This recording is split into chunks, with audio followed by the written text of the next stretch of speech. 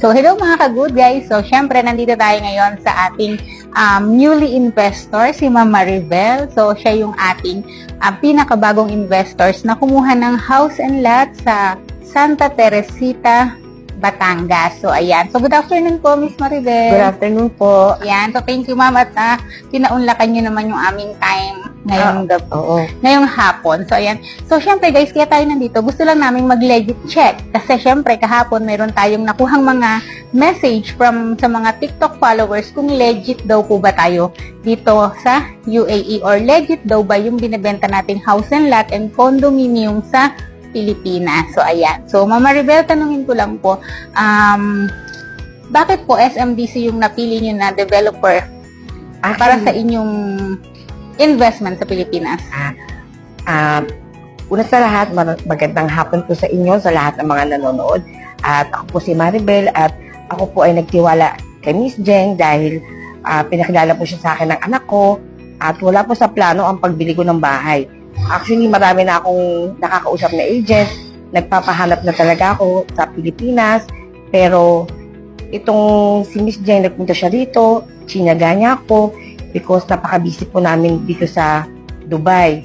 Halos lahat ng oras namin ay kinakain na ng trabaho namin.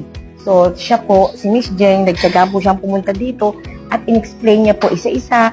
Pinakita niya lahat ng mga bahay na available at kung ano yung gusto ko.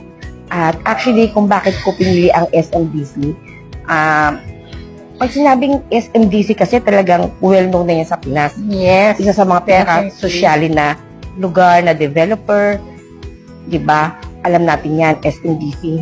Actually, mga nahanap ko sa Pinas, dun sa agent ko, hindi ko kilala yung mga developer. So, nakakatakot dahil nung bata pa ako, nagkaroon ng landslide, yung isang subdivision, buong sa may Marikina na landslide yun dahil hindi naman kilala yung developer na gumawa nun. Kaya itong SMDC, nung sinabi ni Miss Jeng na siya ay from SMDC, ayun, doon ako nagkaroon ng interest. At napakamura nung halagang lang nung bahay na nakuha ko. Ang yabang ko pa nga sabi ko pa sa kanya, hanapan niya ako ng 2 million, yun yung gusto ko. Pero may in-offer siya, cheap lang, pati sa reservation, sa down payment, napaka-affordable. Kaya magtiwala po kayo sa SMDC dahil lalo kami mga OFW, alam niyo po yun, marami kami mga pinagkakagasusan, pero gusto din namin magkaroon ng sarili naming bahay, syempre. Kaya yung SMDC, nagkaroon sila ng mga budget-friendly na house and lot na kayang-kaya bang hulugan ng isang OFW. Ayan. And then, Ms. Maribel, tanong ko lang din po, kasi, syempre, kayo, Novaliches, right? Oo. So, bakit po sa Batangas nyo nagustuhan na kumuha ng house and lot? Hindi po dun mismo sa area ninyo, sa Novaliches? Actually, yan nga magandang tanong. Yung in-offer yan ng anak ko, sabi ko sa kanya, ang layo naman, anak.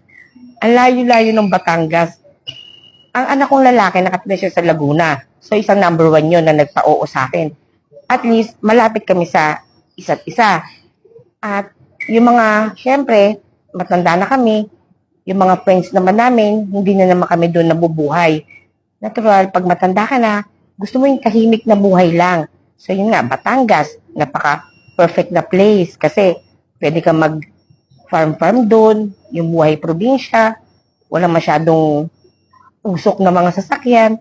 Kaya para sa akin, maganda na din yung Batangas.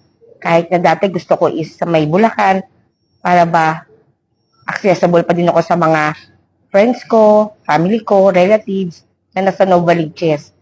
Pero ito, siguro nga, perfect will ni God at saka nasa right timing na ni God na kuhain ko na to at nagpapasalamat talaga ako sa Panginoon at binigyan niya sa akin si Miss Jeng.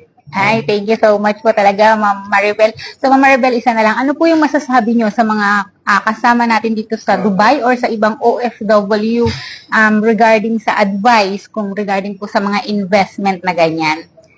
Yan. Regarding naman sa investment, ang unang-una na talaga natin titignan is kung legit ba yung developer, kung kilala ba. Tulad yan, SMDC, trusted na yan. Alam na natin yan. At, ayun po, sa mga OFW, lalo na sa mga kabataan na nandito, dapat ngayon pala nagpupunta na kayo. Yes. Kasi ang bahay, investment yan. Madaling tumaas yung value niyan. So, pwede nyo gawing staycation or paupahan or investment in the future. Ayan. So, ayan mga ka-good guys. Narinig na natin mismo yan kay Maribel. So, sa lahat ng mga interested po dito sa inyo, sa mga interested at sa mga nagtatanong kung legit pa tayo, 100% check, legit na legit po tayo dito mga ka-good guys. And sa mga interested po, we have spread down payment tulad ng nakuha ni Miss Maribel. This is only 10,000 to 11,000 pesos monthly. At ang good news, meron pa tayo ngayon na newly project sa Tarlac. This is Concepcion Tarlac. Malapit lang tayo sa Mabalacat, Pampanga, Magalang, Pampanga, going Baguio, going Manila kasi malapit tayo palagi sa highway. And this is only 8,500 pesos per month. So, sa lahat ng mga interested, so, don't worry, nandito lang ako para mag-guide. Message niyo po ako and i-guide ko kayo ng maayos. Thank you so much. Thank you so much, Miss Maribel. Thank you din. Thank you so much Bye. po. God bless po. Bye-bye.